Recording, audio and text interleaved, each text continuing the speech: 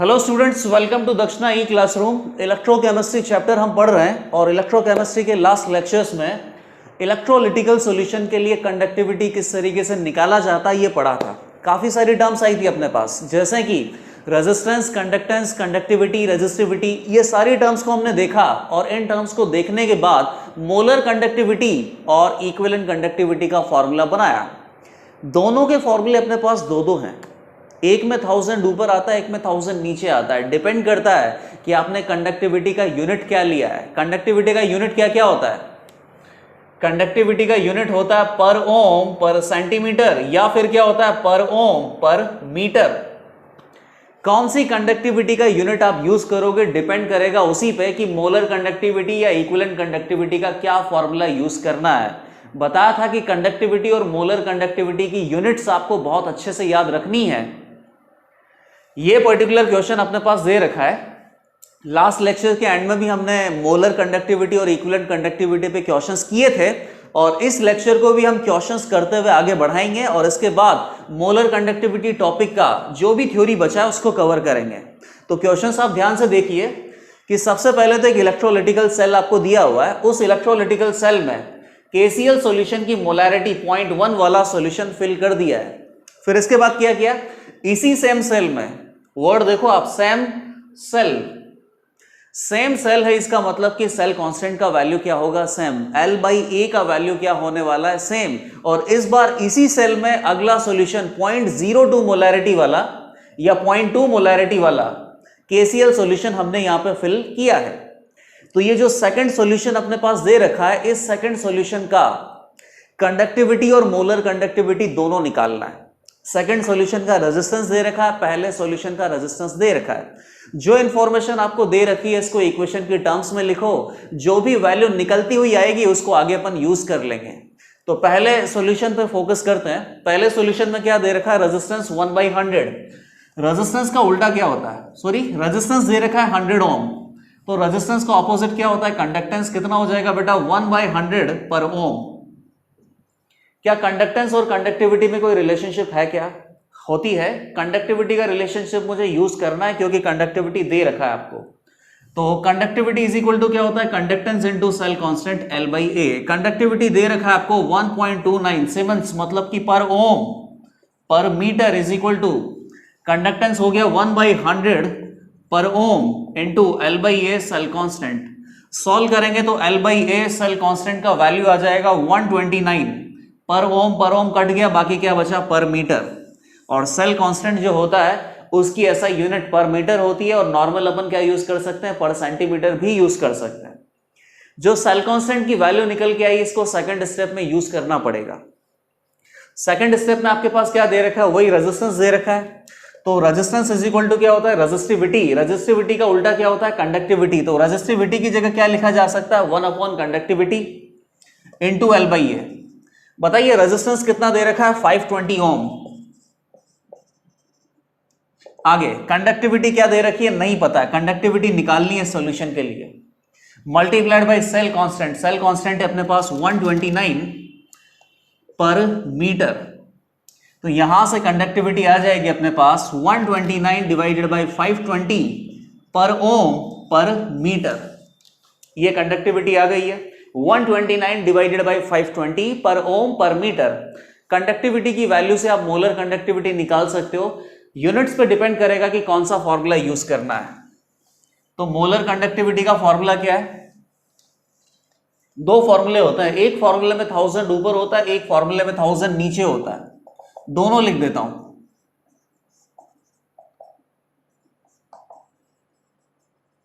1000 जब ऊपर होता है मतलब कंडक्टिविटी होनी चाहिए पर ओम पर सेंटीमीटर में। 1000 जब नीचे होता है तो कंडक्टिविटी होनी चाहिए पर ओम पर मीटर में। कंडक्टिविटी पर ओम पर मीटर में ही है, तो सेकंड फॉर्मूला आपको यूज करना है। Molar conductivity is equal to 129 divided by 520 per ohm per metre divided by 1000 और मोलैरिटी कितनी दे रखी थी, 0.2। यहां से जो भी अपने पास मोलर कंडक्टिविटी का आंसर आएगा वो मोलर कंडक्टिविटी का आंसर की जो यूनिट होगी वो क्या हो जाएगी, पर ओम मीटर स्क्वायर पर मोल। ये पर्टिकुलरली इस क्वेश्चन का आंसर हो गया है, काफी सिंपल था। पहला जो स्टेप था, पहली जो गिवन इंफॉर्मेशन थी, उससे आपने सेल कांस्टेंट का वैल्यू निकाला। इस सेल कांस्टेंट की वैल्यू को आपने अगले स्टेप में यूज किया। अगले स्टेप में यूज करने से आपके पास किसकी वैल्यू आ गई? कंडक्टिविटी की। एक क्वेश्चन तो यही था कि कंडक्टिविटी निकालो सेकंड सॉल्यूशन की। सेकंड सॉल्यूशन की कंडक्टिविटी आ गई, उसके बाद क्या निकाल लिया? Molar conductivity. नेक्स्ट क्वेश्चन देखते हैं हम। इन अ कंडक्टिविटी सेल, कंडक्टिविटी सेल के बारे में आपको जानकारी दे रखा है कि इसके अंदर 2 प्लैटिनम इलेक्ट्रोड आपने डिप कर रखा है। हर किसी प्लैटिनम इलेक्ट्रोड का एरिया कितना है? 10 सेंटीमीटर स्क्वायर। और इन प्लैटिनम इलेक्ट्रोड को 1.5 सेंटीमीटर डिस्टेंस पे आपने फिक्स किया हुआ है। इस सेल के अंदर एक सॉल्ट सॉल्यूशन यूज किया है। सॉल्ट सॉल्यूशन का मोलैरिटी है 0.05 मोलर, और इस सॉल्ट सॉल्यूशन का आपको मोलर कंडक्टिविटी बताना है। अब यहां पे देख लो क्या लिखा हुआ है, molar conductivity slash molar conductance, एक ही बात होती है। कंडक्टिविटी कंडक्टेंस के इक्वल कब होती है बेटा? कंडक्टिविटी इक्वल होती है कंडक्टेंस के जब स्पेसिफिक कंडक्टेंस लिखा जाता है। तो यहां पर एक्चुअली में एक वर्ड और लिखा होना चाहिए, मोलर स्पेसिफिक कंडक्टेंस, लेकिन कोई दिक्कत नहीं है, इस तरीके से आपको लिखा हुआ मिलेगा। कभी कभी आपको लिखा हुआ मिलेगा मोलर कंडक्टिविटी निकालो, कभी लिखा हुआ मोलर कंडक्टेंस निकालो, एक ही बात होती है वो। ठीक है, मोलर कंडक्टिविटी आपको इस सॉल्यूशन का निकालना है। और एक एक्स्ट्रा जानकारी दे रखी है कि इस सॉल्यूशन में ये इलेक्ट्रोड केवल आधा डिप करके रखा है। अब आधा डिप करके रखा है, इससे फर्क क्या पड़ेगा? क्वेश्चन जैसे जैसे करते जाएंगे वैसे समझ में आ जाएगा। पहले तो क्या करें कि इसका एक डायग्राम बना लेते हैं। यहां इलेक्ट्रोलिटिकल सॉल्यूशन फिल है और ये इलेक्ट्रोड यहां पे बना हुआ है, और ये इलेक्ट्रोड केवल कितना फिल है? आधा, इतने लेवल तक। तो एक चीज तो मेरे को साफ नजर आ रही है यहां पे, एक फैक्टर तो साफ ही नजर आ रहा है कि अगर ये इलेक्ट्रोड आधा डिप है, इसका मतलब कि आधा क्रॉस सेक्शनल एरिया तो इलेक्ट्रोलिटिकल सॉल्यूशन के अंदर है और आधा क्रॉस सेक्शनल एरिया ऊपर हवा में है। तो इस सॉल्यूशन की जितनी भी कंडक्टिविटी या मोलर कंडक्टिविटी आएगी, कंडक्टिविटी हवा की तो नहीं निकालनी है ना, हवा की क्या ही कंडक्टिविटी होती है। कंडक्टिविटी निकालना आपको किसका? इलेक्ट्रोलिटिकल सॉल्यूशन का, या इसी का कंडक्टिविटी आपको दिया हुआ होगा। तो केवल आधा डिप है, तो इलेक्ट्रोड्स का जो एरिया अगर यहां पे काम में आएगा तो टोटल एरिया काम में नहीं आएगा, टोटल एरिया डिवाइडेड बाय 2 इतना काम में आने वाला है। तो सबसे पहले देख लेते हैं कि क्या इंफॉर्मेशन दे रखा है। इंफॉर्मेशन आपको इलेक्ट्रोड्स के बारे में दे रखा है, और इंफॉर्मेशन क्या दे रखा है? हाँ, इस सॉल्यूशन का जो रेजिस्टेंस है वो कितना दे रखा है? 50 ओम। ठीक है, कोई दिक्कत नहीं है। तो रेजिस्टेंस इज इक्वल टू क्या होता है? Resistivity into L by A. Resistivity क्या होता है? 1 upon conductivity into L by A. Resistance आपके पास दे रखा है, एल बाई ए आपके पास दे रखा है, तो कंडक्टिविटी आ जाएगा, और कंडक्टिविटी के बाद क्या आ जाएगा? मोलर कंडक्टिविटी आ जाएगा। तो रेजिस्टेंस अपने पास 50 ओम, तो ये हो गया 50 ohm is equal to 1 upon conductivity into L. L अपने पास है 1.5 सेंटीमीटर। एरिया कितना हो जाएगा? 10 नहीं होगा, 5 होगा, क्योंकि हाफ डिप्ड है ये, 5 सेंटीमीटर स्क्वायर। तो कंडक्टिविटी यहां से आ गया अपने पास 50 इंटू 5, 250,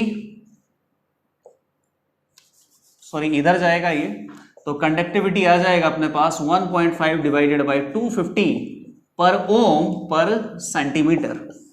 कंडक्टिविटी की यूनिट ध्यान से देख लो, पर ओम पर सेंटीमीटर, क्योंकि यूनिट के बेसिस पे ही अपन अगला जो नेक्स्ट फॉर्मूला है मोलर कंडक्टिविटी का वो यूज करने वाले हैं। मोलर कंडक्टिविटी के लिए आपको मोलर कॉन्सेंट्रेशन कितना दे रखा है? 0.05 मोलर, याद रखना है ये हटा देते हैं हम। तो मोलर कंडक्टिविटी का फॉर्मूला यूज हो जाएगा K into 1000 divided by molarity, और यहां पर K किस में होना चाहिए? पर ओम पर सेंटीमीटर में। Molar conductivity is equal to 1.5 divided by 250 per ohm per centimetre. Unit लिखने की जरूरत नहीं है, इस यूनिट से मोलर कंडक्टिविटी का क्या यूनिट आएगा वो भी मुझे पता है। Multiplied by 1000 divided by molarity. Molarity कितनी है? 0.05। सॉल्व करेंगे अगर आप इसको तो ये आंसर आ जाएगा अपने पास 3 टाइम्स डिवाइडेड बाई 250, 12, 120 पर ओम सेंटीमीटर स्क्वायर पर मोल। मोलर कंडक्टिविटी इस पर्टिकुलर सॉल्यूशन की आ जाएगी 120 पर ओम सेंटीमीटर स्क्वायर पर मोल। क्वेश्चन काफी इजी था।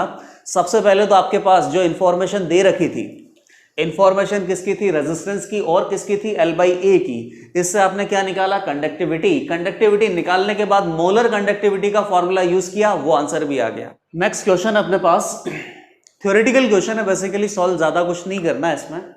इसमें क्या दे रखा है कि एक बीकर दे रखा है, इस बीकर में अपने सॉल्ट सॉल्यूशन मिक्स किया हुआ है। सॉल्ट सॉल्यूशन का जो रेजिस्टेंस है आपको दे रखा है 50 ओम। कब?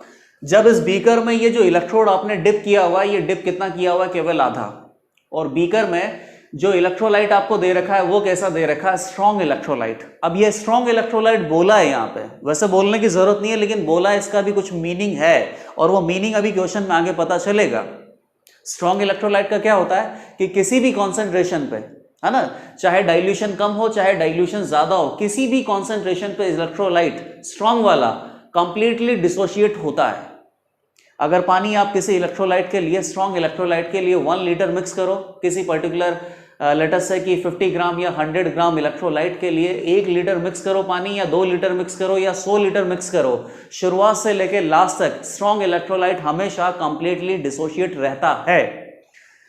तो इस पर्टिकुलर सिस्टम का आपको रेजिस्टेंस दे रखा है 50 ओम। कब? जब ये इलेक्ट्रोड इस सॉल्ट सॉल्यूशन में आधा डिप है। उसके बाद क्या किया? यहां अगर ये आधा डिप है तो ये इसके बाद इसमें पानी मिला रहा है। पानी मतलब कि प्योर पानी। प्योर पानी का कंडक्टिविटी क्या होता है? तो आप बोलोगे सर प्योर वाटर में तो इलेक्ट्रिसिटी कंडक्ट होता नहीं है, तो कंडक्टिविटी क्या होगा? 0। ऐसा नहीं है भाई, प्योर वाटर में कंडक्टिविटी बहुत ही कम होता है, इसीलिए इलेक्ट्रिसिटी का कंडक्शन अप्रिशिएबल नहीं होता, आपको नजर भी नहीं आएगा। लेकिन कंडक्टिविटी तो होता है, लेकिन कैसा होता है? नेग्लिजिबल होता है। तो अब क्या कर रहा है? इन इलेक्ट्रोड्स को पूरा डुबाने के लिए इस पर्टिकुलर सॉल्ट सॉल्यूशन के अंदर कोई और सॉल्ट सॉल्यूशन नहीं मिला रहा है। क्या मिला रहा है? प्योर पानी मिला रहा है। तो प्योर पानी मिलाने से क्या होगा कि ये इलेक्ट्रोड कंप्लीटली फिल हो जाए, कंप्लीटली यहां पर सबमर्ज हो जाए, उतना पानी मिलाएगा। तो बताइए सॉल्यूशन का कंसंट्रेशन ज्यादा होगा कि कम होगा? सॉल्यूशन का कंसंट्रेशन क्या हो जाएगा? कम होगा, क्योंकि पानी मिला के इसकी कॉन्सेंट्रेशन को कम करेगा। कॉन्सेंट्रेशन क्या होता है? कॉन्सेंट्रेशन होता है मोल अपॉन वॉल्यूम। तो वॉल्यूम बढ़ रहा है तो कॉन्सेंट्रेशन क्या होगा? कम। ध्यान से सुन लेना, इस सॉल्यूशन के अंदर कोई दूसरा सॉल्यूशन नहीं मिला रहा है, क्योंकि सॉल्यूशन में तो इलेक्ट्रोलाइट साथ मिक्स होके आएगा। केवल क्या मिला रहा है? पानी मिला रहा है, सॉल्वेंट मिला रहा है। तो केवल क्या बढ़ रहा है? वॉल्यूम बढ़ रहा है। इस सॉल्यूशन के अंदर जितने इलेक्ट्रोलाइट के मोल पहले थे, अभी भी उतने ही इलेक्ट्रोलाइट के मोल हैं। तो वॉल्यूम बढ़ाने से क्या कम हो जाएगा? इसका कॉन्सेंट्रेशन। और जब ये कंप्लीटली सबमर्ज हो जाएगा तो उस समय पे रेजिस्टेंस क्या होगा? प्योरली थ्योरेटिकल क्वेश्चन ही है ये, ठीक है।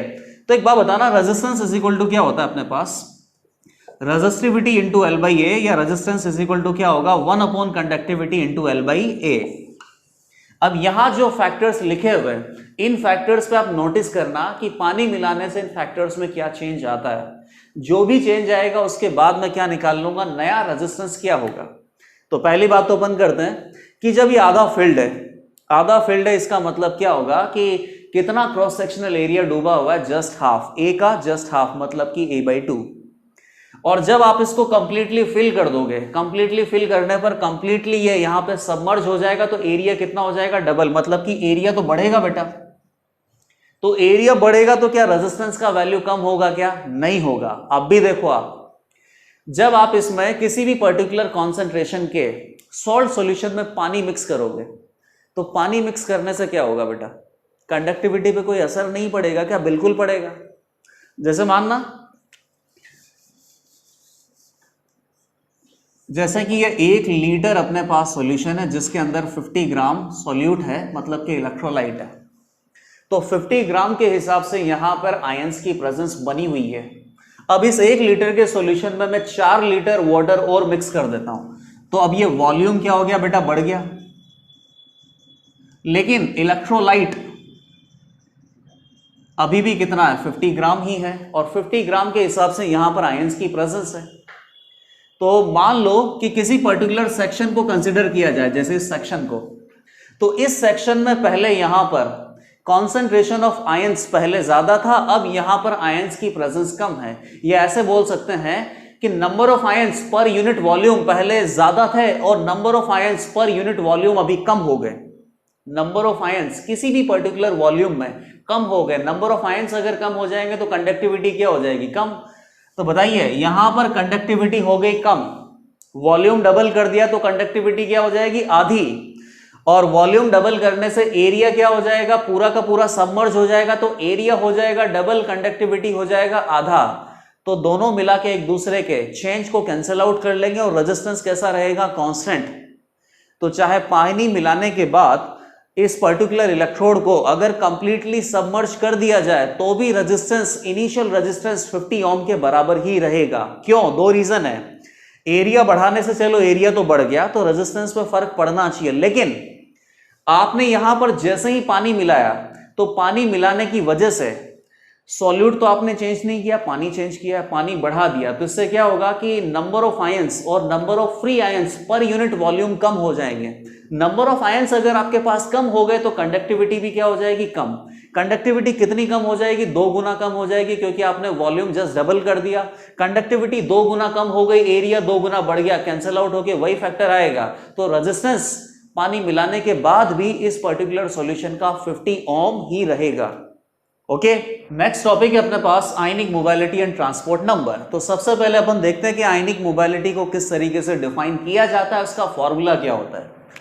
मोबाइलिटी का मतलब हो गया कि कितना ज्यादा मोबाइल है, कितना ज्यादा चल फिर सकता है। इसका मतलब आयनिक मोबाइलिटी का जो रिलेशन है डायरेक्टली वो किसके साथ होगा, स्पीड के साथ होगा।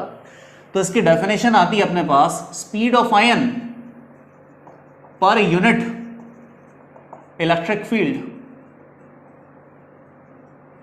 यूनिट इलेक्ट्रिक फील्ड की अगर बात की जाए तो वहां पर जो भी आयन की स्पीड होगी उसी को क्या बोलोगे आप, आयनिक मोबाइलिटी। फॉर्मूला बनाओगे तो कैसा बनेगा, आयनिक मोबाइलिटी को इंडिकेट करते हैं म्यू से, तो आ जाएगा अपने पास speed of ion divided by electric field, क्योंकि पर यूनिट इलेक्ट्रिक फील्ड आपको निकालना है। यही इसको डिफाइन करने का तरीका होता है। इलेक्ट्रिक फील्ड को रिप्लेस करके इस आयनिक मोबाइलिटी की डेफिनेशन में थोड़ा बहुत मॉडिफिकेशन लाया जा सकता है, जैसे कि ऊपर तो क्या रहेगा, स्पीड ऑफ आयन, और नीचे इलेक्ट्रिक फील्ड की जगह क्या लिखा जा सकता है, potential gradient. Potential gradient unit अगर आप इसकी निकालो तो स्पीड ऑफ आयन, स्पीड का यूनिट क्या होता है, मीटर पर सेकंड, और पोटेंशियल ग्रेडियंट कितना हो जाएगा, पोटेंशियल का यूनिट क्या होता है, वोल्ट, और पोटेंशियल ग्रेडियंट का यूनिट क्या हो जाएगा, वोल्ट पर मीटर। तो कंप्लीट यूनिट अगर आप यहां पे आयनिक मोबाइलिटी की बताओगे तो क्या बनेगी, वोल्ट इनवर्स मीटर स्क्वायर पर सेकंड। सही है। अब ये जो फॉर्मूला आपने लिखा है, इस फॉर्मूले को हम मोलर कंडक्टिविटी की टर्म में भी मॉडिफाई कर सकते हैं। तो फाइनल फॉर्मूला क्या आता है, हमें केवल वही देखना है। तो मॉडिफिकेशन अगर यहां पे किया जाए तो आयनिक मोबाइलिटी का जो फॉर्मूला है in terms of molar conductivity एक और बन के आता है, which is what, molar conductivity divided bye Faraday. Faraday की वैल्यू अपने पास कितनी होती है, 96500। ये जो फॉर्मूला आपको जस्ट याद ही रखना है, इस फॉर्मूले को यूज करने का मौका भी नहीं मिलने वाला, क्योंकि कहीं पे इसके ऊपर बेस्ड आपको क्वेश्चन मिलेंगे ही नहीं। कैलकुलेटिव पार्ट में कोई क्वेश्चन नहीं मिलेगा। आप चाहें तो आयनिक मोबाइलिटी थ्योरेटिकली कंपेयर कर सकते हैं। जैसे कि एक एग्जांपल हम डिस्कस करते हैं। आयनिक मोबाइलिटी का मतलब क्या हो गया कि आयंस की मोबाइलिटी, सब आपको पता है ये वैसे ही। अब ये आयंस की जो मोबाइलिटी है, सिंपल सा मीनिंग हो गया कि आयंस अगर हल्का होगा तो ज्यादा तेजी से मूव कर सकता है, आयन अगर भारी होगा तो फिर स्लोली मूव करेगा। तो कौन सा आयन हल्का है और कौन सा आयन भारी है, Li प्लस हल्का है या फिर Cs प्लस हल्का है। लिथियम प्लस और सीजियम प्लस में साइज किसका बड़ा है, तो आप बोलोगे कि सर सीजियम प्लस का साइज बड़ा है, बिल्कुल सही बात है। लेकिन जब भी आयनिक मोबाइलिटी की बात आती है तो आप Li प्लस या Cs प्लस के जो कंपाउंड है, जैसे कि आप ले लो LiCl ले लो, CsCl ले लो, तो ये आयनिक कंपाउंड होते हैं, सॉलिड स्टेट में प्रेजेंट होते हैं। तो सॉलिड स्टेट में LiCl या CsCl में से इलेक्ट्रिसिटी कंडक्ट थोड़ी होती है, पहले इनका इलेक्ट्रोलिटिकल सॉल्यूशन तैयार करना पड़ता है। तो LiCl को वाटर में मिक्स करेंगे, CsCl को वाटर में मिक्स करेंगे, Li प्लस और Cl माइनस एक्वस आयन होगा, Cs प्लस और Cl माइनस एक्वस आयन होगा।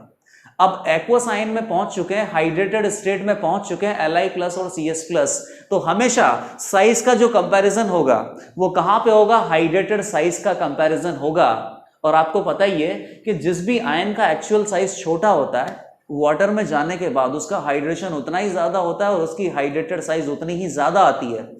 तो एक्चुअली में तो Cs प्लस बड़ा है, लेकिन हाइड्रेटेड साइज की बात करें तो Li प्लस बड़ा आएगा।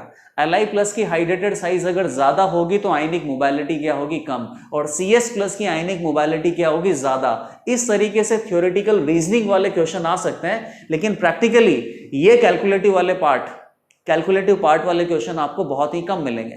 फिर भी आयनिक मोबाइलिटी का डेफिनेशन आपको पता होना चाहिए, इसका फॉर्मूला पता होना चाहिए, और in terms of molar conductivity भी आयनिक मोबाइलिटी का फॉर्मूला पता होना चाहिए, कहीं यूज करने को अगर मिल जाए तो।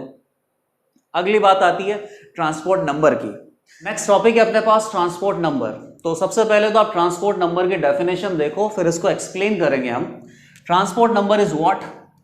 फ्रैक्शन ऑफ करंट और fraction of total current carried by cation और एनायन। टोटल करंट किसकी वजह से फ्लो होगा? इलेक्ट्रोलाइट की वजह से। इलेक्ट्रोलाइट कौन होता है? कोई आयनिक कंपाउंड होता है, उसको अगर पानी में मिक्स कर दिया जाए या सॉल्वेंट में मिक्स कर दिया जाए तो क्या बनेगा? इलेक्ट्रोलिटिकल सॉल्यूशन। इलेक्ट्रोलिटिकल सॉल्यूशन में से करंट फ्लो होता है। इलेक्ट्रोलिटिकल सॉल्यूशन में करंट कौन फ्लो करवाता है? कैटायन और एनायन दोनों। तो कैटायन और एनायन दोनों की वजह से जितना भी करंट फ्लो होगा उसको क्या बोलेंगे? Total current. और इस टोटल करंट में से कैटायन ने कितना फ्लो करवाया, एनायन ने कितना फ्लो करवाया, अगर वो फ्रैक्शन आप निकाल सकते हो तो उसी फ्रैक्शन को क्या बोलते हैं? Transport number. तो बताइए ये फ्रैक्शन कितना हो सकता है?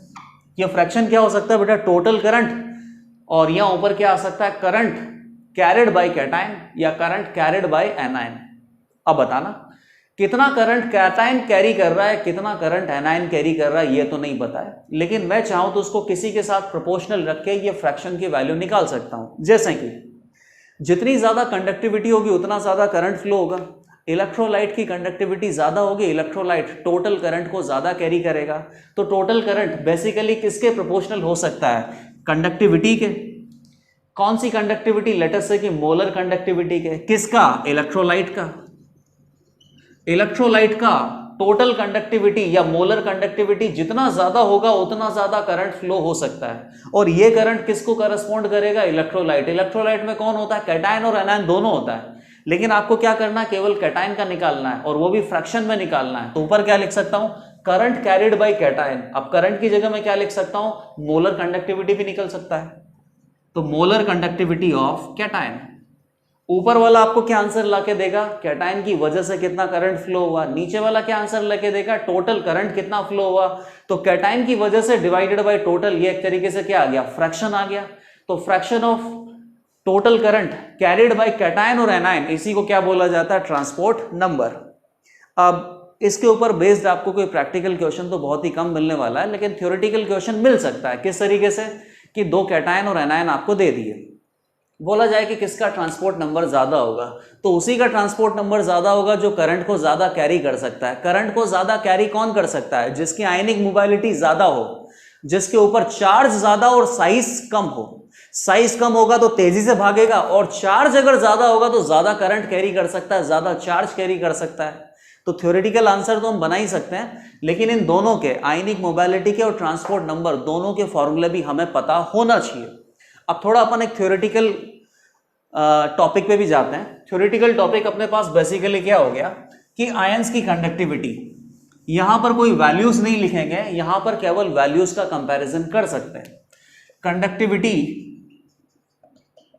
ऑफ आयन, तो बताइए आयन की कंडक्टिविटी ज्यादा होगी है ना। कुछ आयंस आपको दे दिए, कैटायन दे दिया, एनायन दे दिया, लेकिन मोस्टली तो आपको कैटायन का कंपैरिजन कैटायन से करना है, एनायन का कंपैरिजन एनायन से करना है।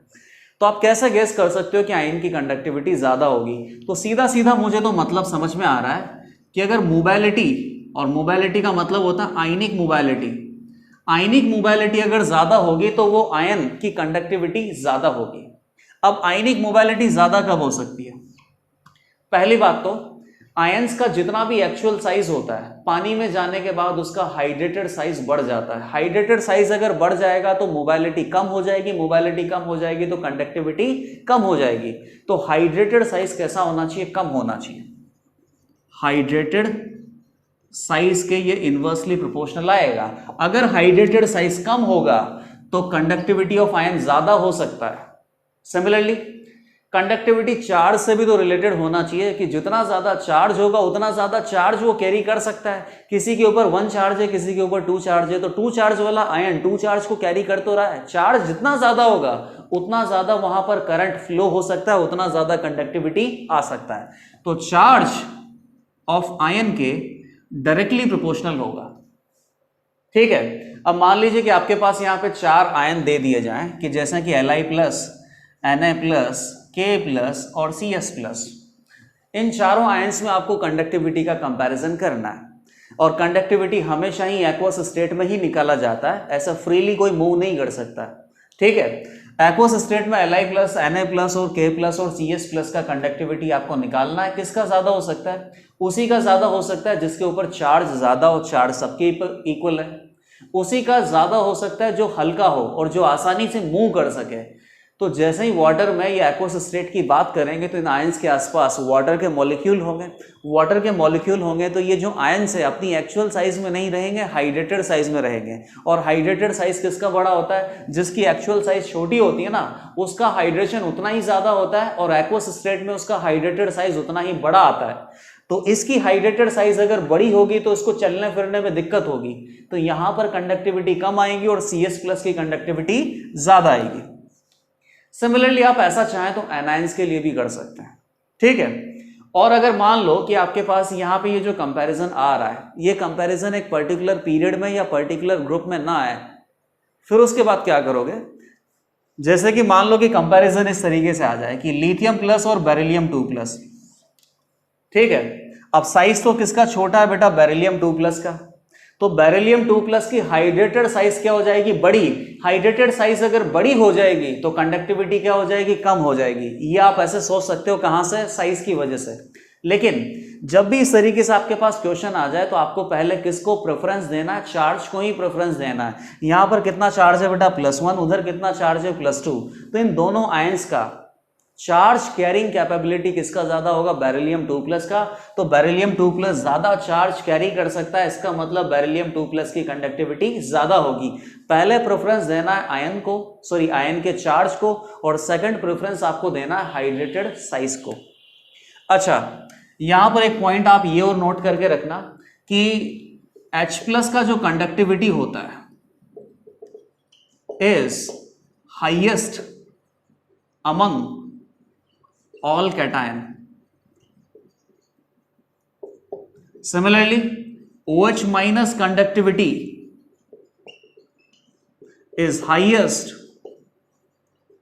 among all anion. और एक और प्रैक्टिकल डेटा आपको याद रखना है कि H प्लस की जो कंडक्टिविटी है वो OH माइनस से भी ज्यादा होती है। कैटायन और एनायन का कंपैरिजन अगर यहाँ पे हुआ है, लेकिन ये आप लॉजिकली नहीं निकाल सकते, केवल कहां से निकाल सकते हो? प्रैक्टिकल वैल्यू से। अब ध्यान दो वापस से, H प्लस की कंडक्टिविटी सारे कैटायन में ज्यादा होती है, और मैं इसलिए बता रहा हूं, इसको इसलिए याद करना है क्योंकि अगर आप लॉजिकली देखोगे ना तो वो आंसर गलत आएगा। कैसे? आप सोचोगे कि सर H प्लस आयन तो क्या है? सबसे छोटा है। सबसे छोटा है तो पानी में जाके इसका हाइड्रेशन क्या होगा? सबसे ज्यादा। सबसे ज्यादा हाइड्रेशन होगा तो इसकी हाइड्रेशन साइज क्या हो जाएगी? बढ़ जाएगी। साइज अगर बढ़ जाएगी तो इसकी आयनिक मोबिलिटी कम हो जाएगी। आयनिक मोबिलिटी कम हो जाएगी, कंडक्टिविटी कम हो जाएगी। सोचना एकदम आपका सही है, लॉजिक बढ़िया लगा रहे हो, लेकिन H प्लस की कंडक्टिविटी, H प्लस आयन की कंडक्टिविटी कुछ अलग ही तरीके से होती है, OH माइनस आयन की कंडक्टिविटी कुछ अलग ही तरीके से होती है, और वो बेसिकली जो फिनोमेना है उसको बोलते हैं ग्रोथस फिनोमेना या ग्रोथस मैकेनिज्म। वो अपने कोर्स में नहीं है।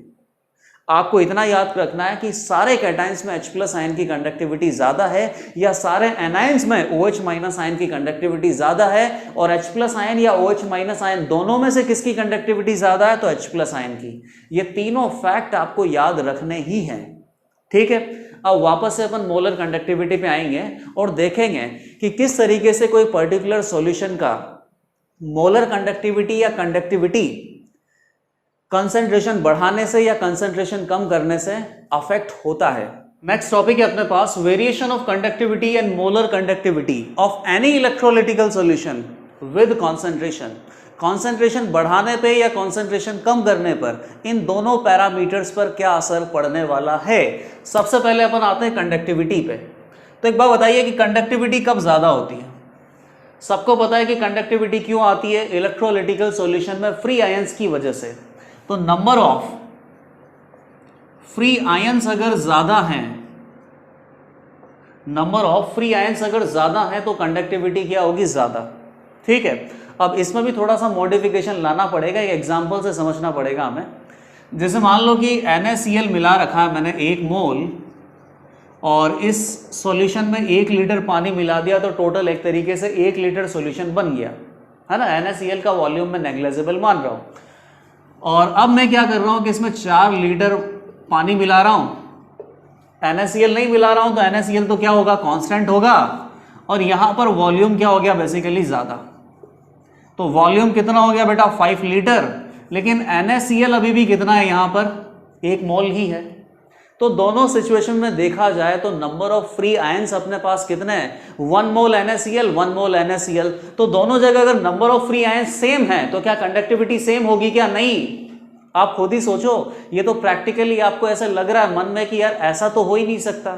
जैसे मान लो सोचना कि एक बकेट है, बकेट में आपने चम्मच भर नमक मिला दिया और अब उसकी कंडक्टिविटी देखना चाहते हैं। ठीक है, अब इस बकेट में जो NaCl वाला सॉल्यूशन है, इसको आपने 1000 लीटर के टैंक में घोल दिया, तो वहां जाके तो ऑलमोस्ट आपको वो जो चम्मच भर NaCl है वो नजर भी नहीं आएगा। तो जैसे ही आपने वॉल्यूम बढ़ा दिया, उसकी कंडक्टिविटी तो क्या होगी, ऑलमोस्ट नेग्लिजिबल टाइप आ जाएगी। वहां केवल आपको प्योर वाटर ही नजर आएगा एक तरीके से, और उसकी कंडक्टिविटी आप बोलोगे कि सर बहुत कम होगी। तो क्या समझ में आ रहा है कि वॉल्यूम बढ़ाने से कंडक्टिविटी कम हो जाती है? तो सिंपल है, यहां पर NaCl क्या था, 1 मोल कितने सॉल्यूशन में था, 1 लीटर में। अब यह 5 लीटर सॉल्यूशन के अंदर 1 मोल NaCl है, तो ये NaCl ऐसा थोड़ी कि ऊपर बैठा होगा, पूरे सॉल्यूशन में इक्वली डिस्ट्रीब्यूट हो रखा है, तभी तो उसको सॉल्यूशन बोलते हैं। तो अगर उसी 1 लीटर सेक्शन पे अगर बात करें, तो उसी 1 लीटर सेक्शन में Na प्लस और Cl माइनस का आयंस क्या हो गया, कम हो गया। नंबर ऑफ आयंस अगर कम हो गए तो कंडक्टिविटी क्या हो जाएगी, कम। तो इसको सही तरीके से लिखना पड़ेगा, number of ions per unit volume. कि वॉल्यूम अगर आप फिक्स कर दो तो नंबर ऑफ आयंस अगर बढ़ाओगे तो कंडक्टिविटी बढ़ेगी, नंबर ऑफ आयंस अगर कम करोगे तो कंडक्टिविटी कम होगी। ठीक है, अब इसको कॉन्सेंट्रेशन की टर्म में आप देख लो कि आपने क्या किया, डाइल्यूशन बढ़ाया है। कॉन्सेंट्रेशन अपने पास क्या होता है, मोल अपॉन वॉल्यूम। वॉल्यूम बढ़ाया मतलब कॉन्सेंट्रेशन कम किया है, कॉन्सेंट्रेशन कम करने की वजह से कंडक्टिविटी कम हो गई। तो सीधा सीधा अपने पास रिलेशनशिप आ रहा है कि कंडक्टिविटी और कंसंट्रेशन डायरेक्टली प्रोपोर्शनल होने चाहिए। कंसंट्रेशन आप कम करोगे तो कंडक्टिविटी भी क्या हो जाएगी, कम। रीजन क्या होगा बेटा, as dilution increases number of ions present in unit volume decreases. एक यूनिट वॉल्यूम में कितने आयंस हैं उनकी संख्या कम हो जाएगी, और आयंस अगर कम हो जाएंगे तो कंडक्टिविटी कम हो जाएगी, कंडक्टिविटी डिक्रीजेस। तो सीधा सीधा अपने पास रिलेशन बन गया कि वॉल्यूम अगर बढ़ाओगे, डाइल्यूशन अगर ज्यादा करोगे, पानी मिलाओगे तो कंसंट्रेशन कम हो जाएगी, कंसंट्रेशन कम हो जाएगी तो कंडक्टिविटी भी कम हो जाएगी। बहुत ही ज्यादा पानी मिला दोगे, 10,000 लीटर 20,000 लीटर पानी मिला दोगे तो फिर तो मुझे बस पानी दिखेगा, उसमें चम्मच भर NaCl कहीं नहीं दिखने वाला। तो केवल पानी होगा तो केवल पानी की कंडक्टिविटी तो क्या होती है, कम होती है। तो ये पर्टिकुलर रिलेशन अपन को याद रखना ही है। Number of free ions per unit volume अगर बढ़ेंगे तो कंडक्टिविटी बढ़ेगी, और number of free ions per unit volume कम होंगे तो कंडक्टिविटी कम होगी। कंसंट्रेशन अगर कम होगी तो कंडक्टिविटी कम होगी। अब सेकंड अपन आते हैं मोलर कंडक्टिविटी पे। ये अच्छे से नोट कर लो आप।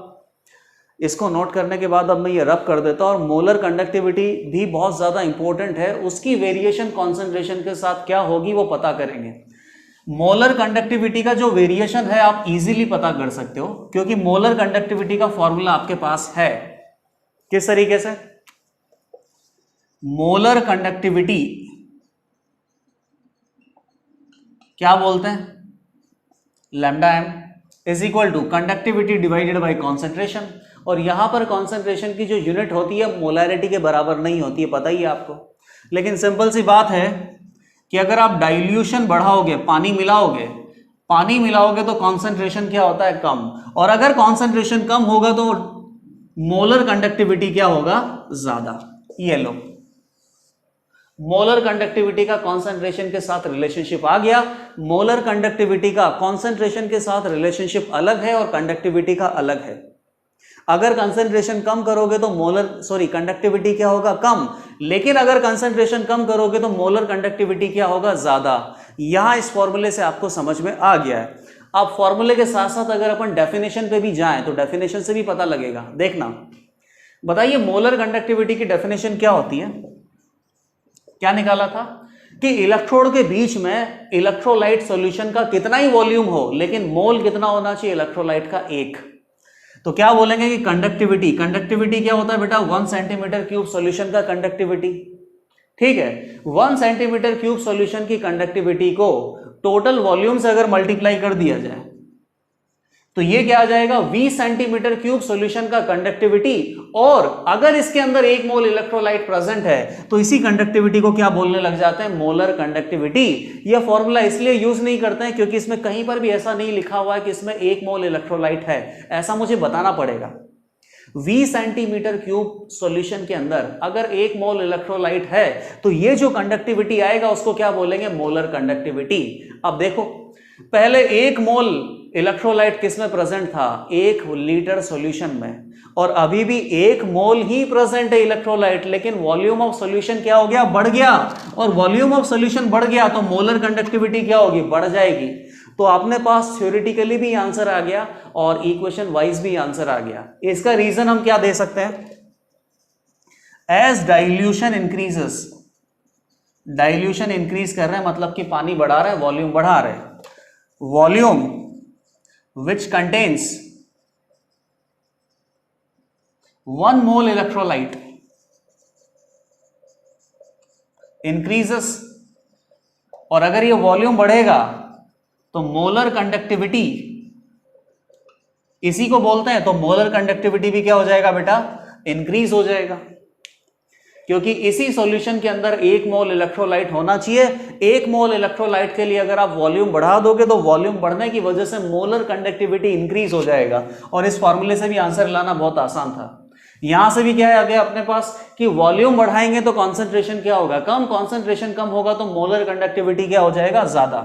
अब और आगे बढ़िए, यहां पर एक बहुत अच्छा वैल्यू बनने वाला है थर्ड पॉइंट में।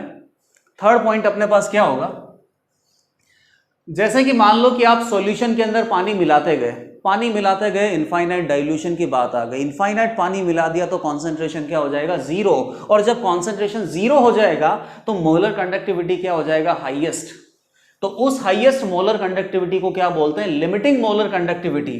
तो एक और डेफिनेशन आ गई अपने पास, लिमिटिंग मोलर कंडक्टिविटी। इसको इस तरीके से लिखा जाता है, दोनों में से कैसे भी लिखा हुआ मिल सकता है। ये क्या होता है, eight infinite dilution when concentration approaches 0, molar conductivity approaches highest value,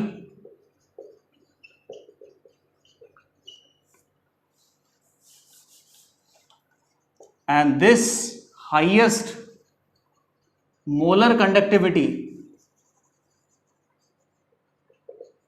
is called limiting molar conductivity।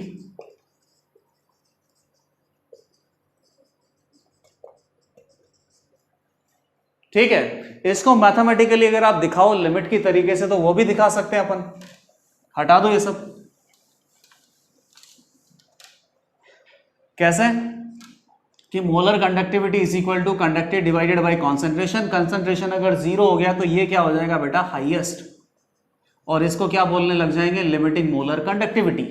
आगे बढ़ते हैं, limiting molar conductivity is equal to अपने पास और क्या हो सकता है कि K/C लिमिट लगा दो जहां पर C कितना हो जाए बेटा 0, तो ये वैल्यू हाईएस्ट हो जाएगी और इसी हाईएस्ट वैल्यू को क्या बोलते हैं, limiting molar conductivity.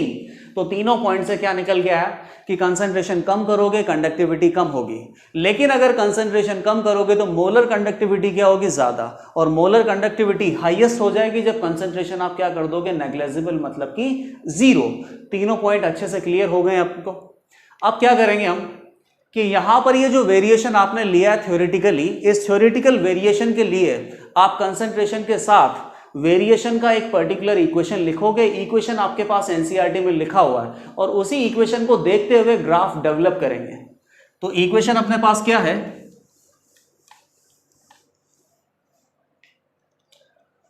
Equation of molar conductivity versus concentration.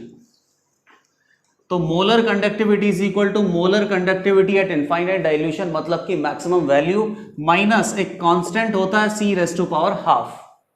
Concentration यहां पर किस में है, अंडर रूट कॉन्सेंट्रेशन में दे रखा है। अब इस इक्वेशन से आप सीधा समझ सकते हैं कि अगर आपने कॉन्सेंट्रेशन बढ़ाया तो मोलर कंडक्टिविटी क्या होगा, कम।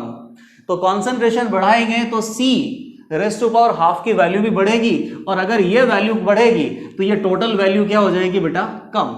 इस इक्वेशन से भी पता चल रहा है कि कंसंट्रेशन बढ़ाने पर मोलर कंडक्टिविटी कम होगी, और जब कंसंट्रेशन की वैल्यू क्या हो जाएगी, ऑलमोस्ट 0, तो जो भी मोलर कंडक्टिविटी आएगी उसको क्या बोलना पड़ेगा, लिमिटिंग मोलर कंडक्टिविटी। ठीक है, यहां पर ये जो कांस्टेंट होता है, इस कांस्टेंट के ऊपर भी थ्योरी थोड़ी सी देखनी है। अगर मान लीजिए कि किसी फिक्स टेम्परेचर की बात करें और किसी फिक्स सॉल्वेंट की बात करें, जैसे कि सॉल्वेंट अपन इलेक्ट्रोलाइट के लिए रख देते हैं पानी, तो यहां से सीधा सीधा समझ में आ रहा है कि टेम्परेचर और सॉल्वेंट को फिक्स किया गया है। इसका मतलब टेम्परेचर और सॉल्वेंट की वैल्यू पे कांस्टेंट ए की वैल्यू डिपेंड करती है, और हम टेम्परेचर और सॉल्वेंट को अगर वेरी नहीं करवाएंगे तो कांस्टेंट ए क्या रहेगा, constant A depends on type of electrolyte. Electrolyte के टाइप के लिए ये कांस्टेंट ए की वैल्यू डिपेंड करेगी। और इसके बारे में और क्या बताया गया, A will remain constant for similar electrolyte या similar type of electrolyte. Electrolyte भी अपने पास सिमिलर टाइप के हो सकते हैं, तो उनके लिए कांस्टेंट ए का वैल्यू कांस्टेंट ही होगा। और इलेक्ट्रोलाइट आप चेंज कर दोगे, अलग अलग टाइप के कर दोगे, तो कांस्टेंट ए का वैल्यू चेंज हो जाएगा। तो सिमिलर टाइप के इलेक्ट्रोलाइट का मतलब क्या है, तो उसका मीनिंग भी आप देख लेना। टाइप आप बेसिकली देखते हो चार्ज ऑफ कैटायन और एनायन से। अगर कैटायन और एनायन का चार्ज इलेक्ट्रोलाइट्स में सेम होगा तो उसको क्या बोलेंगे, सिमिलर टाइप ऑफ इलेक्ट्रोलाइट। और सिमिलर टाइप ऑफ इलेक्ट्रोलाइट के लिए कांस्टेंट ए का वैल्यू सेम रहेगा, लेकिन शर्त क्या है कि टेम्परेचर और सॉल्वेंट कैसा होना चाहिए, फिक्स होना चाहिए। जैसे कि NaCl का टाइप आप देखना, कैटायन के ऊपर क्या चार्ज है, +1, एनायन के ऊपर चार्ज क्या है, -1। नंबर ऑफ कैटायन पे डिपेंड नहीं करता, चार्ज ऑफ कैटायन और एनायन पे डिपेंड करता है, तो उसको क्या बोलेंगे, 1-1 टाइप। सिमिलरली KCl की बात करें तो पोटेशियम के ऊपर +1, क्लोरीन के ऊपर -1, इसको भी क्या बोलेंगे, 1-1 टाइप। दोनों का टाइप अगर सेम है तो दोनों इलेक्ट्रोलाइट के लिए कांस्टेंट ए का वैल्यू क्या होगा, फिक्स होगा। और आ जाते हैं K2SO4, CaCO3 या CaSO4, और क्या बोल सकते हैं अपन, MgCl2। पोटेशियम के ऊपर क्या है, 1 चार्ज, सल्फेट आयन के ऊपर क्या होता है, -2, तो ये हो गया 1-2 टाइप। यहां पर 2-2 टाइप। मैग्नीशियम के ऊपर 2+ होता है, क्लोरीन के ऊपर 1- होता है, तो ये कैसा हो गया, 2-1 टाइप। अलग अलग टाइप के इलेक्ट्रोलाइट होंगे, अलग अलग कांस्टेंट की वैल्यू होगी। और अगर मान लो कि टेम्परेचर और सॉल्वेंट आपने फिक्स नहीं रखा तो कांस्टेंट ए की वैल्यू वैसे ही चेंज हो जाएगी। तो पहली बात तो ये दोनों चीजें फिक्स रखनी है, और अगर टाइप ऑफ इलेक्ट्रोलाइट भी सेम रहा तो कांस्टेंट ए का वैल्यू सेम रहेगा। और टाइप ऑफ इलेक्ट्रोलाइट अगर डिफरेंट हो गया, एक बार ये और एक बार ये हो गया, तो इनके लिए कांस्टेंट ए का वैल्यू भी चेंज हो जाएगा। लेकिन ये सारा थ्योरी है, इससे प्रैक्टिकली अपने पास कोई क्वेश्चन बनेगा नहीं। सही है। अब इस इक्वेशन पे बेस्ड हम क्या करेंगे कि मोलर कंडक्टिविटी के ग्राफ बनाएंगे, और मोलर कंडक्टिविटी के ग्राफ दोनों के लिए बनाएंगे, स्ट्रॉन्ग इलेक्ट्रोलाइट के लिए और वीक इलेक्ट्रोलाइट के लिए। तो इक्वेशन ये है, इसको हटा देता हूं वापस। साफ दिख रहा है कि कंसंट्रेशन बढ़ाओगे तो मोलर कंडक्टिविटी क्या होगी, कम होगी। और वैसे ही मुझे पता है कि molar conductivity is equal to क्या होता है, conductivity divided by concentration. Concentration कम करेंगे तो मोलर कंडक्टिविटी बढ़ जाएगी। कॉन्सेंट्रेशन को कम करते करते जीरो कर दिया तो मोलर कंडक्टिविटी की वैल्यू हाईएस्ट हो जाएगी। उस हाईएस्ट वैल्यू को क्या बोलते हैं, लिमिटिंग मोलर कंडक्टिविटी। तो यहां पर अगर स्ट्रॉन्ग इलेक्ट्रोलाइट की बात करूं मैं,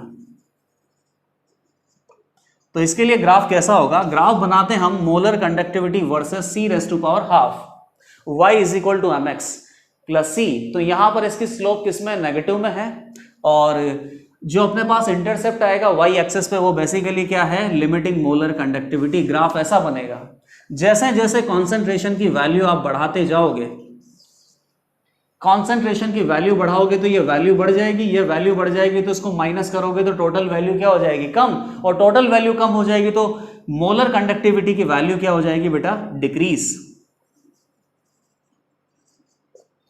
इस रिलेशनशिप से भी अपने पास ऐसा ही आंसर आएगा और इस पर्टिकुलर इक्वेशन से भी ऐसा ही आंसर आएगा और थ्योरी से भी वही आंसर आएगा कि अगर आपने कॉन्सेंट्रेशन बढ़ा दिया तो मोलर कंडक्टिविटी क्या हो जाएगा, कम। और इसी स्ट्रेट लाइन में डिक्रीज होगा क्योंकि स्ट्रेट लाइन का ही अपने पास इक्वेशन है। इसको कैसे ट्रीट कर सकते हैं हम, y is equal to mx plus C. C मतलब इंटरसेप्ट का वैल्यू क्या है, लिमिटिंग मोलर कंडक्टिविटी, और यहां पर स्लोप का वैल्यू कितना, माइनस a, और x अपने पास क्या है, x एक्सिस पे c raise to power half, y axis पे क्या है, मोलर कंडक्टिविटी। लेकिन अब वीक इलेक्ट्रोलाइट पे आना, और वीक इलेक्ट्रोलाइट के लिए आप इसका ग्राफ देखना, और जो ग्राफ में अगर कोई वेरिएशन आता है तो उसको आप थ्योरेटिकली एक्सप्लेन भी कर सकते हो। सेकंड आता है वीक इलेक्ट्रोलाइट। वीक इलेक्ट्रोलाइट के लिए बात वही है, कॉन्सेंट्रेशन बढ़ाओगे मोलर कंडक्टिविटी क्या होगी, कम। Molar conductivity decreases as concentration increases. लेकिन यहां पर ग्राफ कुछ ऐसा आता है, स्ट्रेट लाइन नहीं आता, इक्वेशन वही यूज करेंगे और इक्वेशन स्ट्रेट लाइन का ही है, लेकिन प्रैक्टिकली जब आप ग्राफ को ऑब्जर्व करोगे तो वो ऐसा आता है। क्यों आता है और यहां पर ऐसा क्यों नहीं आता, यहां पर वेरिएशन कभी भी क्यों नहीं होता, स्ट्रेट लाइन ही क्यों चलता है। तो देखना, स्ट्रॉन्ग इलेक्ट्रोलाइट की खास बात क्या है कि चाहे शुरुआत में वॉल्यूम कम था और बाद में वॉल्यूम मैंने ज्यादा कर दिया, पानी मिलाता गया, लेकिन शुरुआत में जब कम वॉल्यूम था तब भी इलेक्ट्रोलाइट कंप्लीटली डिसोशिएटेड था, और बाद में जब वॉल्यूम ज्यादा है तब भी इलेक्ट्रोलाइट कंप्लीटली डिसोशिएटेड था। तो नंबर ऑफ आयंस शुरुआत में और बाद में चेंज नहीं हुए, केवल वॉल्यूम चेंज हुआ है। वॉल्यूम बढ़ने की वजह से कॉन्सेंट्रेशन क्या हुआ है, कम, और कॉन्सेंट्रेशन कम हुआ तो मोलर कंडक्टिविटी क्या हो गई, बढ़ गई। कोई भी यहां पर एक्सेप्शन नहीं आना चाहिए। लेकिन वीक इलेक्ट्रोलाइट में देखना कि इनिशियल अगर बात करूं मैं, जब वॉल्यूम क्या है बेटा, कम, तो वॉल्यूम अगर कम है शुरुआत में तो मान लेता हूं कि कॉन्सेंट्रेशन तो ज्यादा होगी सही, लेकिन अगर कम वॉल्यूम है तो आपको पता है कि वीक इलेक्ट्रोलाइट डिसोशिएट भी कम होता है, dissociate less, number of ions less, और आयंस की प्रेजेंस अगर कम होगी तो मोलर कंडक्टिविटी या कंडक्टिविटी क्या होगी, कम। तो शुरुआत में जब वॉल्यूम ज्यादा है तो कॉन्सेंट्रेशन कम है, तो कॉन्सेंट्रेशन अपने पास यहां पे कम है, सॉरी कॉन्सेंट्रेशन अपने पास इधर बढ़ती हुई जा रही है और मोलर कंडक्टिविटी डिक्रीज होती जा रही है। शुरुआत में जब वॉल्यूम कम है तो कंसेंट्रेशन क्या है, ज्यादा। यहां पर आता हूं बात, ठीक है। अब कंसेंट्रेशन ज्यादा है और वहां पे नंबर ऑफ आयंस की प्रेजेंस भी कम है, तो उसी के हिसाब से मोलर कंडक्टिविटी आ गई। अब जैसे जैसे आप वॉल्यूम बढ़ाते जाओगे तो कंसेंट्रेशन क्या होता जाएगा, कम। वॉल्यूम बढ़ाता गया, कंसेंट्रेशन कम होता गया। लेकिन इससे एक फायदा और मिल रहा है कि वॉल्यूम बढ़ाने से आपको पता ही है कि डाइल्यूशन करने से डिसोसिएशन बढ़ता है, वीक इलेक्ट्रोलाइट का डिसोसिएशन बढ़ेगा, तो आयंस की प्रेजेंस यहां पे क्या होगी, ज्यादा, और आयंस अगर ज्यादा होगे तो कंडक्टिविटी क्या होगी, बढ़ेगी, या मोलर कंडक्टिविटी क्या होगी, बढ़ेगी। तो दो फैक्टर की वजह से मोलर कंडक्टिविटी बढ़ रही है। एक तो वॉल्यूम बढ़ाने से कॉन्सेंट्रेशन कम हो रहा है तो मोलर कंडक्टिविटी बढ़नी चाहिए, और दूसरी बात वॉल्यूम बढ़ाने की वजह से आयंस भी बढ़ते जा रहे हैं तो मोलर कंडक्टिविटी और ज्यादा बढ़नी चाहिए। तो यहां पर जैसे जैसे वॉल्यूम बढ़ाते हैं मोलर कंडक्टिविटी एक्सपोनेंशियली इंक्रीज होती है एक पर्टिकुलर रीजन के बाद, और उसका रीजन क्या होता है, रीजन ये होता है कि जैसे जैसे वॉल्यूम आप बढ़ाते जाते हो वैसे वैसे नंबर ऑफ आयंस भी इंक्रीज होते जाते हैं ड्यू टू हायर डिसोसिएशन। तो वीक इलेक्ट्रोलाइट और स्ट्रॉन्ग इलेक्ट्रोलाइट दोनों की ये ग्राफ है, दोनों को अच्छी तरीके से समझ लेना। यहां पर एक तरीके से कोई एक्सेप्शन क्रिएट नहीं होता है, लेकिन यहां पर इक्वेशन वही रहता है, लेकिन ग्राफ थोड़ा सा चेंज हो जाता है, ग्राफ की स्लोप इंक्रीज करने लग जाती है, क्योंकि जैसे जैसे वॉल्यूम बढ़ाते रहते हैं वैसे वैसे नंबर ऑफ आयंस भी आपको ज्यादा मिलेंगे, और नंबर ऑफ आयंस अगर ज्यादा मिलेंगे तो वो भी मोलर कंडक्टिविटी को बढ़ाने में हेल्प करेंगे। ठीक है, दोनों ग्राफ हमको समझ में आ गए। मोलर कंडक्टिविटी और कंडक्टिविटी का कंसंट्रेशन के साथ रिलेशनशिप देख लिया। टॉपिक है अपने पास कॉलरोच लॉ ऑफ इनफाइनाइट डाइल्यूशन। दो स्टेटमेंट लिखे हुए, दोनों को बड़े ध्यान से पढ़ेंगे, और स्टेटमेंट में हर एक वर्ड बहुत इंपॉर्टेंट है। ठीक है, अगर कुछ लिखा हुआ तो उसका कोई पर्टिकुलर रीजन है। तो पहला स्टेटमेंट देखो, एट इनफाइनाइट डाइल्यूशन। तो पहली बात तो यहां पर जो भी सिचुएशन अपन को दे रखी है वो इनफाइनाइट डाइल्यूशन पे ही दे रखी है। When dissociation is complete, each ion makes a definite contribution towards equivalent conductivity of solution। तो सही बात है, इलेक्ट्रोलिटिकल सॉल्यूशन की कंडक्टिविटी किस पे डिपेंड करती है? आयंस पे। इलेक्ट्रोलिटिकल सॉल्यूशन का जो भी कैटायन और जो भी एनायन होगा, उन्हीं कैटायंस और उन्हीं एनायंस की वजह से ही सॉल्यूशन का मोलर कंडक्टिविटी या इक्विवेलेंट कंडक्टिविटी आने वाला है। ठीक है, irrespective of the nature of the ion with which it was associated, ये लाइन लिखना भी बहुत जरूरी है। इनफाइनाइट डाइल्यूशन पे बेटा क्या होगा कि जैसे मान लो कि ये एग्जांपल ले लेते हैं कि HCl की कंडक्टिविटी कहां से आएगी? H+ और Cl- की वजह से, और CS3COOH की कंडक्टिविटी कहां आएगी? H+ और एसीटेट आयन की वजह से। यहां पर H+ किससे कनेक्टेड था? Cl- से। यहां H+ किससे कनेक्टेड है? CS3COO- से। आपको पता है कि HCl कैसा होता है? Strong electrolyte. तो चाहे अपने पास शुरुआत में वॉल्यूम कम है और बाद में वॉल्यूम बढ़ाते गए तो इनफाइनाइट डाइल्यूशन पे कंप्लीट डिसोसिएशन हो जाता है, लेकिन HCl को तो इस बात से कोई फर्क ही नहीं पड़ता। HCl तो कम वॉल्यूम या ज्यादा वॉल्यूम, किसी भी वॉल्यूम पे कंप्लीटली डिसोसिएटेड था, तो वहां पर तो नंबर ऑफ आयंस की प्रेजेंस पहले और बाद में दोनों समय सेम था। लेकिन CS3COOH की बात बहुत अलग है। CS3COOH अपने पास वीक इलेक्ट्रोलाइट होता है, तो वीक इलेक्ट्रोलाइट का डिसोसिएशन बढ़ता जाता है। कब? जब आप वॉल्यूम इंक्रीज करते जाते हो, और इनफाइनाइट डाइल्यूशन पे इसका डिसोसिएशन कंप्लीट हो जाता है। इसीलिए आपने ये सिचुएशन कहां पे ले रखा? इनफाइनाइट डाइल्यूशन पे। अगर आप इनफाइनाइट डाइल्यूशन पे नहीं लोगे तो ये पक्की बात होगी कि H+ किससे कनेक्टेड है, इस बात का फर्क पड़ेगा सॉल्यूशन के, मतलब कि इलेक्ट्रोलाइट की कंडक्टिविटी पे। H+ अगर Cl- से कनेक्टेड है तो स्ट्रॉन्ग इलेक्ट्रोलाइट होगा, स्ट्रॉन्ग इलेक्ट्रोलाइट की कंडक्टिविटी क्या होगी? ज्यादा। H+ अगर एसीटेट आयन से कनेक्टेड है तो ये वीक इलेक्ट्रोलाइट होगा, कम डिसोशिएट होगा, कम डिसोशिएट होगा तो इसकी कंडक्टिविटी क्या होगी? कम। लेकिन अगर इनफाइनाइट डाइल्यूशन की बात कर ली जाए तो इनफाइनाइट डाइल्यूशन पे तो हर किसी का डिसोसिएशन क्या होता है? 100%। तो उस समय पर ये इससे कनेक्टेड है या इससे कनेक्टेड है, कोई फर्क ही नहीं पड़ता। तो HCl की कंट्रीब्यूशन या HCl की इक्विवेलेंट कंडक्टिविटी में किसका कंट्रीब्यूशन होगा? इन दोनों आयंस का। CS3COOH की इक्विवेलेंट कंडक्टिविटी में किसका कंट्रीब्यूशन होगा? इन दोनों आयंस का। और इस बात का कोई फर्क नहीं पड़ता कि कौन सा आयन किसके साथ कनेक्टेड है। स्ट्रॉन्ग और वीक इलेक्ट्रोलाइट का कंसेप्ट ही नहीं है स्ट्रॉन्ग इनफाइनाइट डाइल्यूशन पे। सेकेंड पॉइंट क्या आता है कि ठीक है, ये मैंने समझ लिया कि किसका कंट्रीब्यूशन होता है इलेक्ट्रोलिटिकल सॉल्यूशन की इक्विवेलेंट कंडक्टिविटी में। अब कितना कंट्रीब्यूशन होता है, क्या फॉर्मूला बनता है, वो सेकंड पॉइंट में लिखा हुआ है। क्या लिखा हुआ है कि equivalent conductivity at infinite dilution. Infinite dilution की बात है, किसी भी इलेक्ट्रोलाइट की इक्विवेलेंट कंडक्टिविटी उसके आयंस की इक्विवेलेंट कंडक्टिविटी का सम होता है। इस बात को पक्के से नोट कर लेना, बार बार बोल रहा हूं, इक्विवेलेंट कंडक्टिविटी। ऐसे मत बोल देना कि इलेक्ट्रोलाइट की मोलर कंडक्टिविटी उसके आयंस के मोलर कंडक्टिविटी के सम के बराबर होता है। ऐसा कोई लॉ नहीं है। लॉ ये है, equivalent conductivity of electrolyte is equal to equivalent conductivity of ions, उनका सम के बराबर होता है। तो यहां से क्या लिखा जा सकता है कि इक्विवेलेंट कंडक्टिविटी कहां पर? इनफाइनाइट डाइल्यूशन पे किसी भी इलेक्ट्रोलाइट का किसके बराबर होगा? उसके अंदर जितने भी कैटायंस प्रेजेंट है उनकी इक्विवेलेंट कंडक्टिविटी, और उसके अंदर जितने भी एनायंस है उनकी इक्विवेलेंट कंडक्टिविटी। कब बात कर रहे हैं? इनफाइनाइट डाइल्यूशन पे बात कर रहे हैं। तो ये फॉर्मूला बन गया। ठीक है, जैसे मान लो कि अगर यहां पर एक एग्जांपल लिया जाए NaCl इलेक्ट्रोलाइट सॉल्यूशन, तो NaCl इलेक्ट्रोलाइट सॉल्यूशन का इनफाइनाइट डाइल्यूशन पे इक्विवेलेंट कंडक्टिविटी क्या होगा उसको अपन इस तरीके से लिख सकते हैं। कैसे लिखेंगे?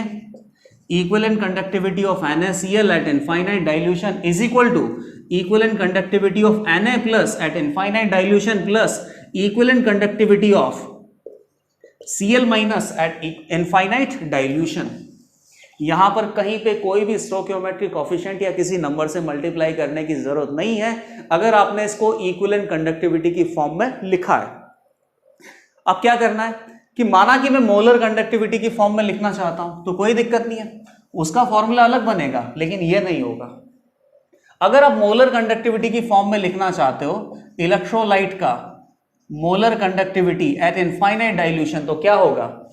कैटायंस का मोलर कंडक्टिविटी, एनायंस का मोलर कंडक्टिविटी इनफाइनाइट डाइल्यूशन पे multiplied by number of cations multiplied by number of anions. तो ये जो यहां पे लिखा हुआ nu plus and nu minus, ये क्या है अपने पास? Number of cations and anions.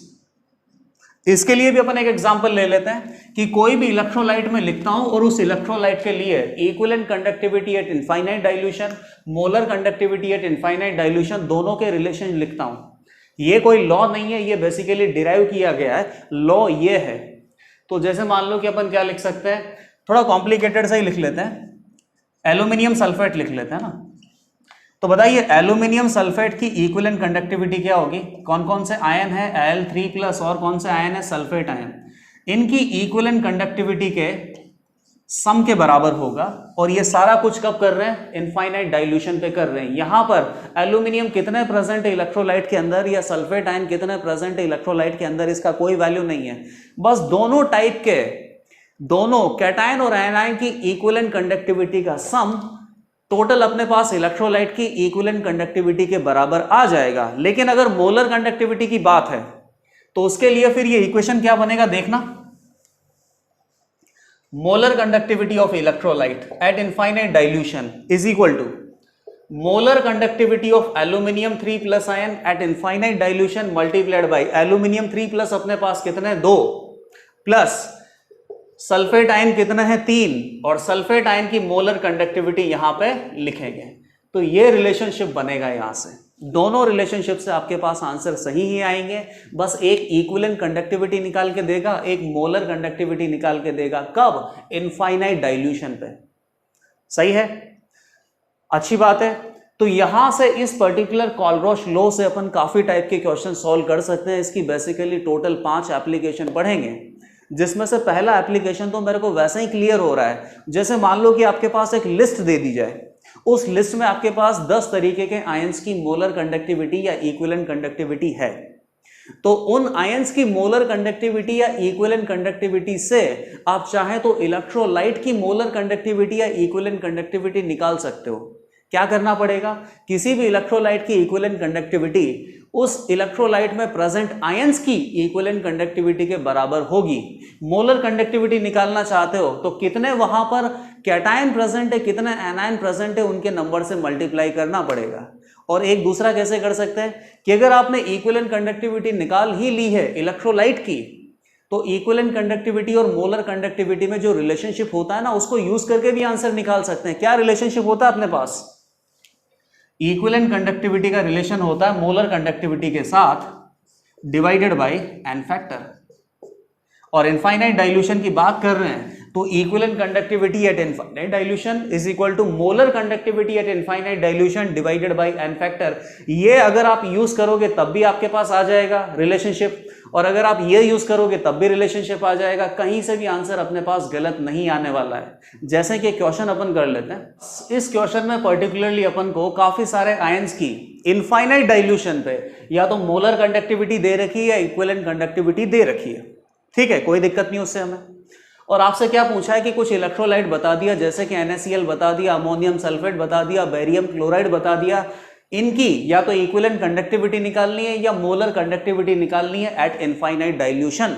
तो कॉलरोश लॉ का यूज कर सकते हैं। कॉलरोश लॉ क्या बोलता है कि किसी भी इलेक्ट्रोलाइट की इक्विवेलेंट कंडक्टिविटी किसके बराबर होती है? उसके अंदर प्रेजेंट आयंस की इक्विवेलेंट कंडक्टिविटी के सम के बराबर होता है। कब? इनफाइनाइट डाइल्यूशन पे। तो आ जाते हैं इधर। बताइए NaCl का इक्विवेलेंट कंडक्टिविटी क्या होगा? Na प्लस का equivalent conductivity plus Cl minus के इक्विवेलेंट कंडक्टिविटी के बराबर होगा इनफाइनाइट डाइल्यूशन पे। तो बताइए Na प्लस का इक्विवेलेंट कंडक्टिविटी दे रखा है क्या? नहीं। मोलर कंडक्टिविटी दे रखा है 150, तो इक्विवेलेंट कितना होगा? 150 ही होगा। कैसे? मोलर कंडक्टिविटी में Na प्लस का एन फैक्टर 1 होता है, उसका डिवाइड कर दो तो इक्विवेलेंट कंडक्टिविटी भी कितना आ जाएगा? 150। तो Na प्लस का इक्विवेलेंट कंडक्टिविटी कितना? 150 प्लस Cl माइनस का इक्विवेलेंट कंडक्टिविटी नहीं दे रखा है, इसका भी मोलर कंडक्टिविटी दे रखा है, कोई दिक्कत नहीं है। मोलर कंडक्टिविटी 150 में इसके n फैक्टर 1 का डिवाइड कर दो तो इक्विवेलेंट कंडक्टिविटी आ जाएगा। ये भी कितना? 150। तो टोटल अपने पास कितना आ गया? 300। यूनिट क्या लगाएंगे? पर ओम सेंटीमीटर स्क्वायर पर इक्विवेलेंट। NaCl का आ गया। अब आते हैं अमोनियम सल्फेट पे। अमोनियम सल्फेट का क्या बताना है? Molar conductivity at infinite dilution. तो ठीक है, मोलर कंडक्टिविटी का फॉर्मूला इस्तेमाल कर लेता हूं। क्या होगा? Molar conductivity of ammonium ion, और अमोनियम आयन कितना है? 2, plus molar conductivity of sulphate ion infinite dilution पे, और सल्फेट आयन कितना है? 1, और यहां से आंसर आएगा। अमोनियम आयन की मोलर कंडक्टिविटी, अमोनियम आयन की मोलर कंडक्टिविटी कितनी है? 200। तो 2 × 200 प्लस सल्फेट आयन की मोलर कंडक्टिविटी, सल्फेट आयन की मोलर कंडक्टिविटी नहीं है, इक्विवेलेंट है। तो एक बात बताना, equivalent conductivity is equal to molar conductivity divided by N factor. तो इक्विवेलेंट कंडक्टिविटी से एन फैक्टर को मल्टीप्लाई कर दूंगा तो मोलर कंडक्टिविटी आ जाएगी। सल्फेट आयन का एन फैक्टर कितना है? 2 है। तो 2 मल्टीप्लाइड बाय 125 कितना हो जाएगा? 250। तो 1 इंटू यहां पे आ जाएगा 250। ये कितना हो गया? 650 पर ओम सेंटीमीटर स्क्वायर पर मोल। यूनिट मैंने उसी के अकॉर्डिंग लगा दी, यूनिट लगा दी मैंने मोलर कंडक्टिविटी की। यहां पर यूनिट लगाई थी इक्विवेलेंट कंडक्टिविटी की। थर्ड क्वेश्चन, वापस से मोलर कंडक्टिविटी बताना है। किसका? BaCl2 का। तो ऐसा करता हूं, मैं इस क्वेश्चन को ऐसा नहीं करता हूं, मोलर कंडक्टिविटी का फॉर्मूला लगा के इस क्वेश्चन को इस तरीके से अटेम्प्ट नहीं करते हैं, इस क्वेश्चन को दूसरी तरीके से अटेम्प्ट करते हैं और आंसर तब भी सही आएगा। इस क्वेश्चन को अटेम्प्ट कैसे करें कि पहले तो आप BaCl2 इलेक्ट्रोलाइट की इक्विवेलेंट कंडक्टिविटी निकाल लो और फिर इलेक्ट्रोलाइट के n फैक्टर से मोलर कंडक्टिविटी निकालना। ठीक है, तो इक्विवेलेंट कंडक्टिविटी ऑफ BaCl2 कितना हो जाएगा? Equivalent conductivity of Ba2 plus ion plus equivalent conductivity of Cl minus ion. 2 into Cl minus ion मत कर देना, क्योंकि इक्विवेलेंट कंडक्टिविटी की फॉर्म में लिखा है, मोलर कंडक्टिविटी की फॉर्म में नहीं लिखा है। आगे बेरियम 2 प्लस का इक्विवेलेंट कंडक्टिविटी कितना है बेटा? 100 प्लस Cl माइनस का मोलर कंडक्टिविटी दे रखा है, एन फैक्टर 1 का डिवाइड कर दो तो इक्विवेलेंट कंडक्टिविटी भी कितना होगा? 150 ही होगा। तो ये आ गया 150। कितना हो गया बेटा? ये 250 पर ओम सेंटीमीटर स्क्वायर पर इक्विवेलेंट। ये BaCl2 का इक्विवेलेंट कंडक्टिविटी है। अब आगे क्या करना है? मोलर कंडक्टिविटी निकालना है। तो इलेक्ट्रोलाइट के लिए एन फैक्टर क्या होता है? टोटल कैटाइनिक चार्ज या टोटल एनाइनिक चार्ज। तो BaCl2 में Ba के ऊपर 2 प्लस चार्ज है, Cl के ऊपर -1, लेकिन Cl कितने? 2। कहीं से भी निकाल लो, BaCl2 का एन फैक्टर कितना आ रहा है? 2। तो बताइए equivalent conductivity is equal to क्या हो जाएगा? Molar conductivity divided by N factor. तो यहां से मोलर कंडक्टिविटी BaCl2 का, उसी की बात चल रही है, कितनी आ जाएगी? Equivalent conductivity multiplied by 2। तो कितना हो जाएगा? 250 इंटू 2 कितना हो जाएगा? 500। ठीक है, अब इसी क्वेश्चन को मोलर कंडक्टिविटी के फॉर्मूले से भी करते हैं और आंसर यही आना चाहिए। तो ये यूनिट्स हटा देता हूं मैं फिलहाल के लिए और यही सॉल्व करते हैं। तो बताइए मोलर कंडक्टिविटी ऑफ BaCl2 कितना होगा? Molar conductivity of Ba2 plus ion multiplied by 1 plus molar conductivity of Cl minus ion multiplied by 2, क्योंकि Cl यहां पे कितने हैं? 2। Ba2 प्लस की मोलर कंडक्टिविटी, Ba2 प्लस की इक्विवेलेंट कंडक्टिविटी है 100। तो इक्विवेलेंट कंडक्टिविटी को n फैक्टर से मल्टीप्लाई करेंगे तो मोलर कंडक्टिविटी आएगी। इसका n फैक्टर कितना है? 2। तो यहां पर मोलर कंडक्टिविटी कितनी हो जाएगी? 200। तो यहां कितना हो जाएगा? 1 इंटू 200 प्लस Cl माइनस की मोलर कंडक्टिविटी, Cl माइनस की मोलर कंडक्टिविटी दे रखी है 150 मल्टीप्लाइड बाय 2। कितना हो गया? 300 प्लस 200, ये कितना आ गया बेटा? 500। अब यहां से भी देख लो, अगर आपने मोलर कंडक्टिविटी वाला फॉर्मूला लगाया तब भी 500 आया, और अगर आपने पहले BaCl2 का इक्विवेलेंट कंडक्टिविटी निकाल के फिर रिलेशनशिप से मोलर कंडक्टिविटी निकाला तब भी 500 आया। और ये सारा कुछ पॉसिबल इसलिए क्योंकि आपने मेथड एक सही डेवलप कर रखा है। कॉलरोच लॉ को आपने बहुत अच्छे से पढ़ा हुआ है और कॉलरोच लॉ क्या बोलता है कि इनफाइनाइट डाइल्यूशन पे ही आना चाहिए, क्योंकि इनफाइनाइट डाइल्यूशन पे सभी आयंस कंप्लीटली डिसोशिएट हो जाएंगे, चाहे स्ट्रॉन्ग इलेक्ट्रोलाइट की बात हो चाहे वीक इलेक्ट्रोलाइट की बात हो। सिंपल सी डेफिनेशन थी कि किसी भी इलेक्ट्रोलाइट की इक्विवेलेंट कंडक्टिविटी इनफाइनाइट डाइल्यूशन पे कितनी होगी, उस इलेक्ट्रोलाइट के अंदर जितने भी आयंस है सभी आयंस की इक्विवेलेंट कंडक्टिविटी जोड़ दो। तो कॉलरोच लॉ अपन ने पढ़ लिया, कॉलरोच लॉ का एक एप्लीकेशन भी पढ़ लिया। इस एप्लीकेशन को क्या बोल सकते हैं कि आयंस की मदद से इलेक्ट्रोलाइट की इक्विवेलेंट कंडक्टिविटी या मोलर कंडक्टिविटी बताना। इसके बाद भी अपने पास कॉलरोच लॉ की 4 एप्लीकेशंस और हैं, उन 4 एप्लीकेशंस को हम अगले लेक्चर में स्टडी करने वाले हैं। ओके।